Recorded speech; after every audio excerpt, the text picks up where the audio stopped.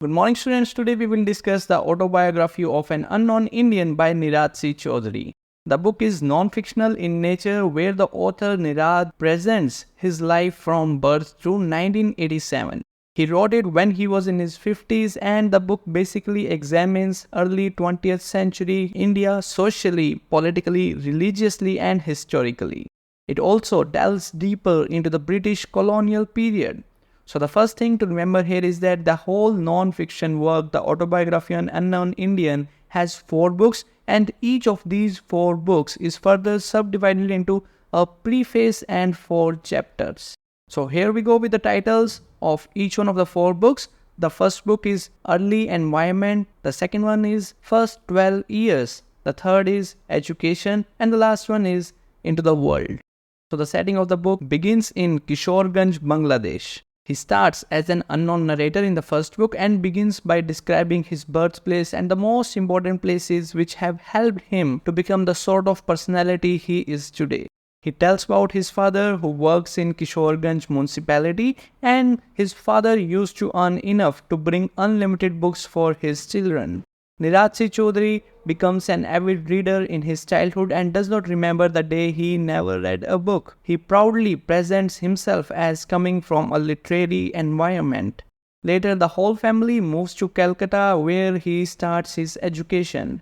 Nirad finds the educational institutions boring, and through self-study he topped the BA program but then failed to clear his MA history program. On the other hand, his father, along with teaching him English, his father also tells him about the Bangla literature. And from there, Nirad developed the interest in literature. In the book, The Autobiography of an Unknown Indian, Nirad has literally talked about a lot of writers from Indian literature, starting from Madhusudan Dutt to Bankim Chandra Chatterjee to how Raja Ram Mohan was underrated personality. And then the author also talks about Swami Vivekananda, that how he became popular after the event Parliament of Religions in Chicago. And then he also talks about Rabindranath Tagore, who was never accepted by anyone in Bangladesh or West Bengal until he won the Nobel Prize in Literature. And then he goes on to talk about various topics, including the Brahma Samaj, that how Brahma Samaj borrowed morality from Christianity, especially from Puritans. So sort of influence of Christianity on Brahmo Samaj, you can say so. Along with describing his native places, he also develops ideas and beliefs on various social, religious and political conditions, specifically in India. The most important is the idea of nationalism, and his stay in Calcutta has nurtured him intellectually, and now his sense of nationalism is completely different from what his ancestors have told him about.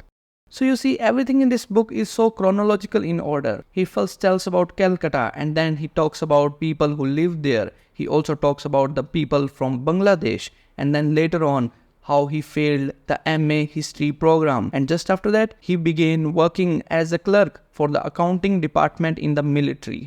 Nirad considers himself as an expert in military technology and weapons. And as we know that Nirad was an avid reader, he read about military through documents, books and newspaper. He learned about Russian-Japan war, Turkey-Italy war, and about the world wars and Napoleon's strategies. Later in life, he tells about how he begins working as a journalist and then as a secretary to Sarath Chandra Bose. Basically, the autobiography is about personal experiences and how a person explores himself, how he gains the path of self-discovery, and how the social and political background has dual effect on his mind and life.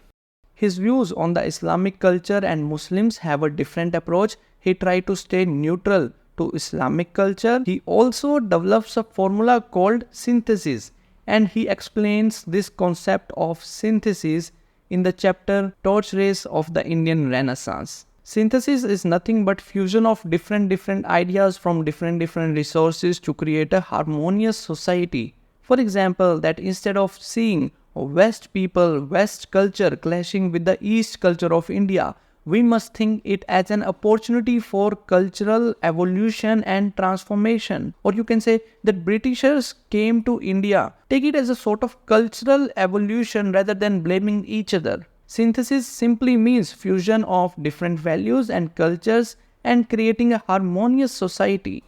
He also discusses a lot about nationalism and categorizes nationalism in three ways.